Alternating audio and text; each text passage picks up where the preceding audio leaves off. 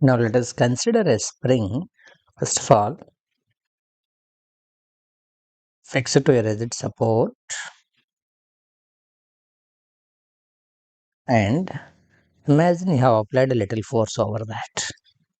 Then the spring expands by a value x. We know that the applied force is proportional to restoring force, and that restoring force is directly proportional to elongation of the spring. That proportionality can be eliminated with a constant k, which is called a spring constant. From that we can write k as F by x.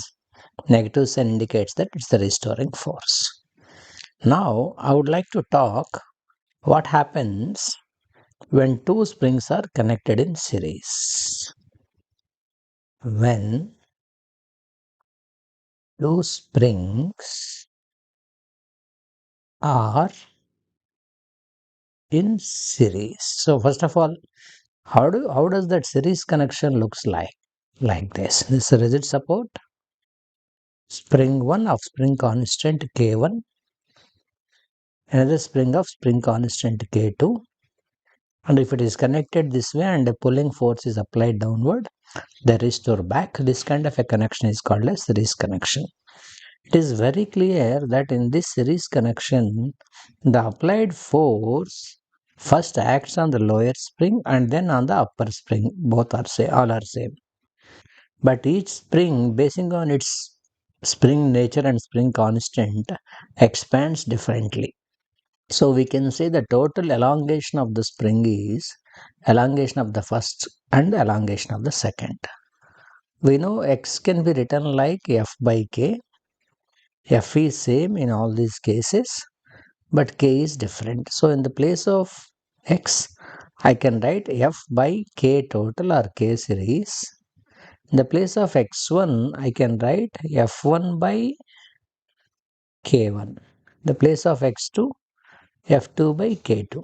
But as I said, F equal to F1 equal to F2. So all of them can be cancelled. So 1 by k series can be written like 1 by k1 plus 1 by k2. Or I can say if there are multiple springs that can be expanded, I can simplify this as k1 plus k2. That is 1 by k series. So k series can be written like k1 k2 divided by k1 plus k2.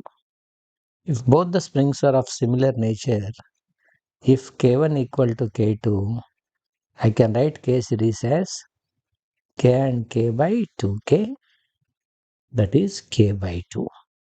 So the effective spring constant reduces to half when two identical springs are connected in series, which tells you that the stiffness of the spring becomes less and it becomes more prone to expansion. Right? That's how we can say about the two springs when they are connected in series. What happens when the two springs are connected in parallel? Let us discuss now. When two springs, sorry, when two springs are connected in parallel, my parallel connection looks like, let us say, this is spring 1 of spring constant K1. This is another spring of spring constant K2. If a common force is applied to that combination F like this is called as a parallel combination. It is very clear that both of them expands identically because when you pull it down, the common expansion is there. But this applied force is actually shared by these two springs. Be careful to understand how that is different when compared with the series combination. In series, forces are same, but in parallel, expansions are same. Both the springs expands identically, but the applied force total is shared across the first spring as well as the second spring.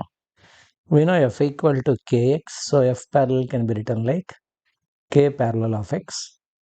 F1 is K1 X1, F2 is K2 X2, but X1 equal to X2, so all X's can be cancelled. So K parallel is K1 plus K2. If springs are identical in nature, K parallel becomes 2K. Effective spring constant is more when the two springs are connected in parallel. Effective spring constant is less when the two springs are connected in series. That's how we need to understand series and parallel combination of those springs. Thank you for watching.